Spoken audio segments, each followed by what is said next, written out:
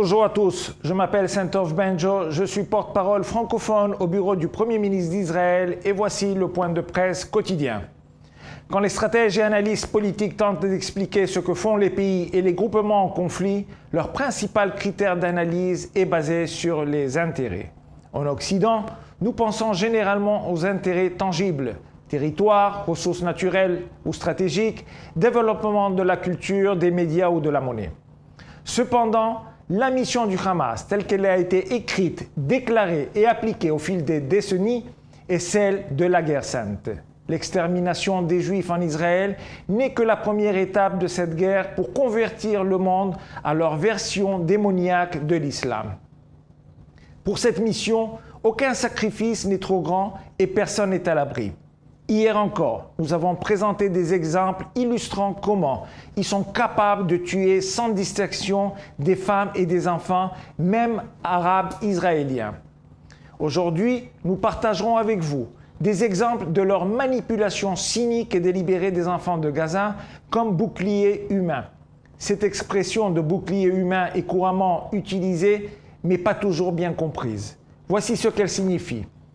Depuis le début de cette guerre, le Hamas a lancé plus de 7000 roquettes sur des cibles civiles israéliennes.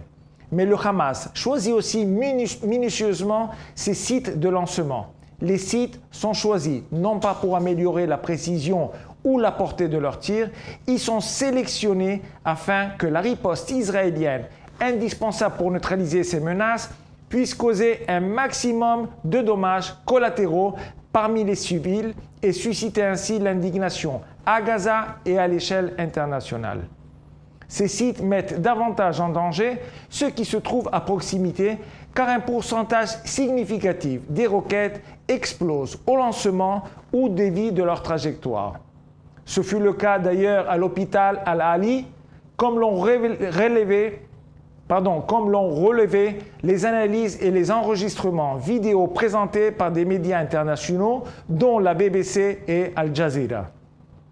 Voici quelques photographies aériennes déclassifiées des sites de roquettes du Hamas et de leur emplacement. Ici, nous voyons un site de lancement de roquettes situé à côté de 2 écoles. Ce site de lancement de roquettes a été stratégiquement placé en face d'un bâtiment de l'ONU. Il y a également ce site de lancement de roquettes érigé directement à l'extérieur de la clôture d'une maternelle. Ce conflit a clairement montré que le Hamas est l'État islamique, le Hamas est Al-Qaïda. Ils partagent les mêmes objectifs délirants, font preuve de la même cruauté et se réjouissent de la torture, du viol et du meurtre de ceux qu'ils qualifient d'infidèles.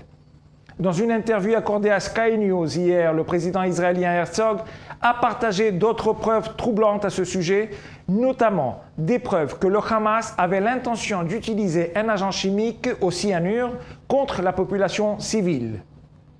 This is material which was found. Voici ce qui a été trouvé sur le corps de l'un de ces cruels sadiques. Il est confirmé qu'il s'agit bien de matériel provenant d'Al-Qaïda. Nous avons affaire à l'État islamique, Al-Qaïda et au Hamas. On y a trouvé des directives pour fabriquer des armes chimiques. Il est question de différents composés chimiques utilisés pour créer des armes chimiques. C'est aussi clair que ça. Lors de leurs dernières opérations, le Hamas a réaffirmé ce que beaucoup avaient préféré ignorer pendant longtemps. Ils sont religieusement voués à la violence et à la mort, tant des Israéliens que des Arabes, jusqu'à ce que la réalisation de leur sombre objectif soit accomplie.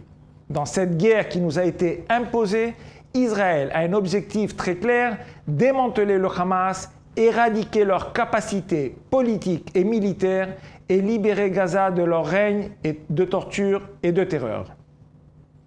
Pour toute question ou demande de renseignement, merci de nous contacter via les coordonnées affichées sur l'écran. Merci de votre attention.